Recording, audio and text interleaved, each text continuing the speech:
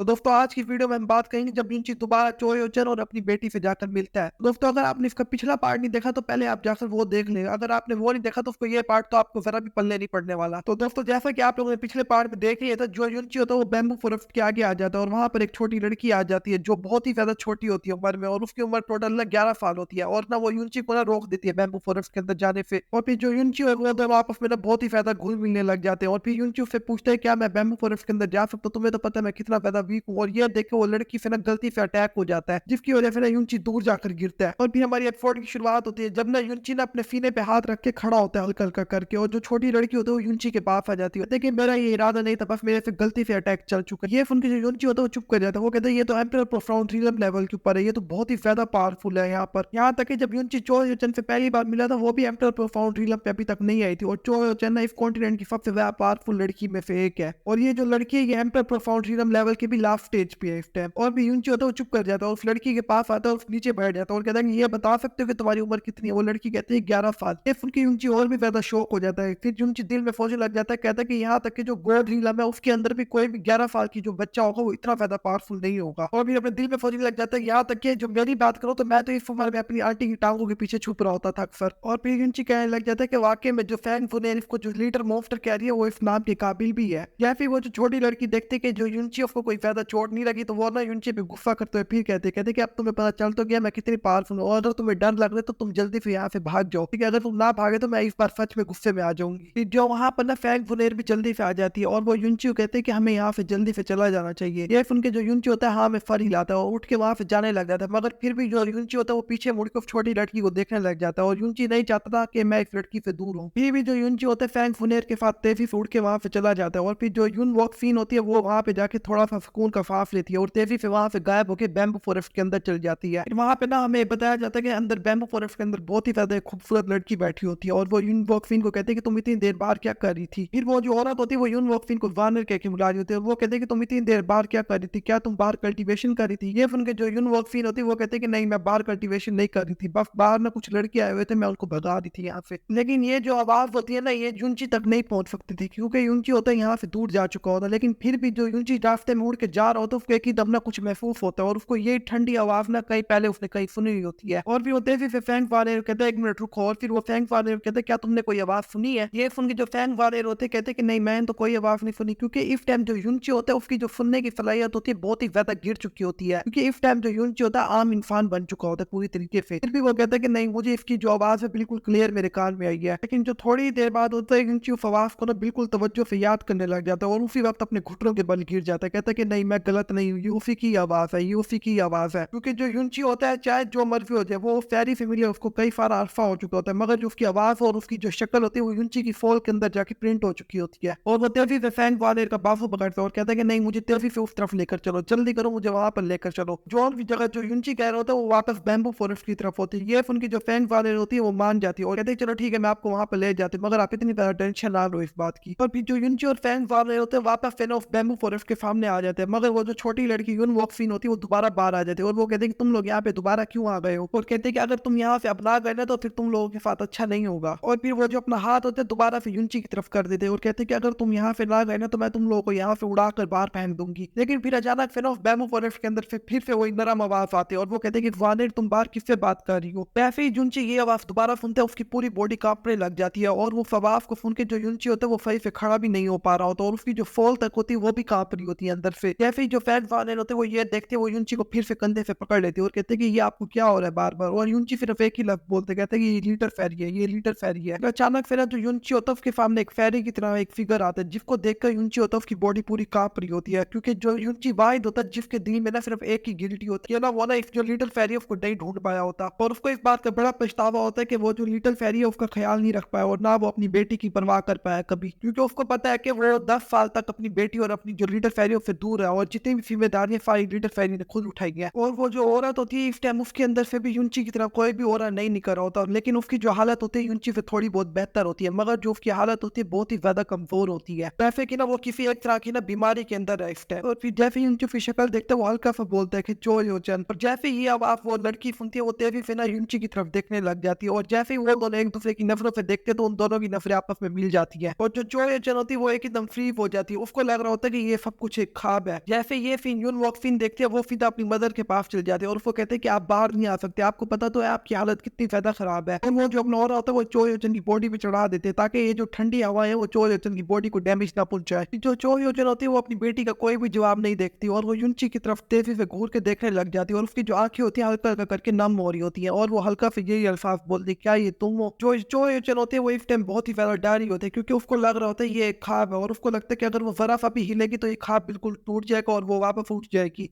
लेकिन उसको अपने दिल में पूरा पता होता है जो इसके सामने जो लड़का खड़ा है वो युनची ही है इस टाइम, क्योंकि जो चो योचन होती है उसके दिल में शुरू से यही ख्वाहिश होती है कि वो ना युनची के साथ ना एक आम जिंदगी गुजारे और खुश रहे। लेकिन फिर उसको बाद में पता चलता है कि युनची होता है वो मारा जा चुका है जिस वजह से उसका दिल बहुत ही ज्यादा बुरी तरह टूट चुका होता है। और फिर जो चो योचन होती है उसकी आंखों से बहुत ही ज्यादा आंसू निकलने लग जाते हैं और उसी वक्त वो अपने घुटनों के बल नीचे गिर जाती है। ये देखकर जो यून वॉकफिन होते हैं वो जल्दी से अपनी मदर के पास आते हैं और कहते हैं कि आपको ये क्या हो रहा है। और फिर वो युनची की तरफ देखती है जिसकी हालत उसकी तरह ही होती है बिल्कुल और वो भी बहुत ही ज्यादा रो रहा होता है आंखों में आंसू लेकर। जो युनची होता है वो अपना हाथ ना चो योचन की तरफ बढ़ाता है और हल्का हल्का करके उसकी तरफ चल के आने लग जाता है क्योंकि उसको लगता है कि उसने चो योचन को हमेशा के लिए खो दिया और अब दोबारा वो कभी भी चो योचन के साथ नहीं मिलेगा। यह देखकर जो यून वॉकफिन होती है वो भी युनची को नहीं रखती और सीधा युनची को देखती रहती है क्योंकि उसको ही पता लग चुका होता है कि इस टाइम जो इसके सामने जो आदमी है वो इसकी मदर और इसको नुकसान पहुंचाना जरा भी नहीं चाहता। लेकिन उससे पहले जो युनची होता है उसका हाथ चो योचन तक पहुंचे, चो योचन फौरन से अपना हाथ बढ़ा के युनची का चेहरा पकड़ लेती है और कहते हैं कि तुम अब भी जिंदा हो। ये सुन के युनची कहता है कि हाँ मैं अब भी जिंदा हूँ और कहता है कि मुझे लगा कि मैंने तुम्हें पूरी तरह खो दिया है। और वो दोनों एक दूसरे के चेहरे पे हाथ रख के एक दूसरे को प्यार कर रहे थे और फिर चो योचन रोते हुए कहते हैं कि मुझे लगा मैंने तुम्हें खो दिया और अब मैं दोबारा तुमसे कभी भी नहीं मिल पाऊंगी। और फिर कहते हैं कि मुझे लगा मैं तुम्हारे साथ किस्मत में रहना ही नहीं लिखा हुआ था, लेकिन आज फिर से 12 साल बाद वो फिर से जाकर युनची से दोबारा मिल चुकी है। और फिर जो युनची होता है वो चो योचन का हाथ पकड़ लेता है और फिर जो चो योचन होती है फौरन से युनची को जाके गले लगा लेती है और रोने लग जाती है ऊंची ऊंची आवाज से। ये देखकर जो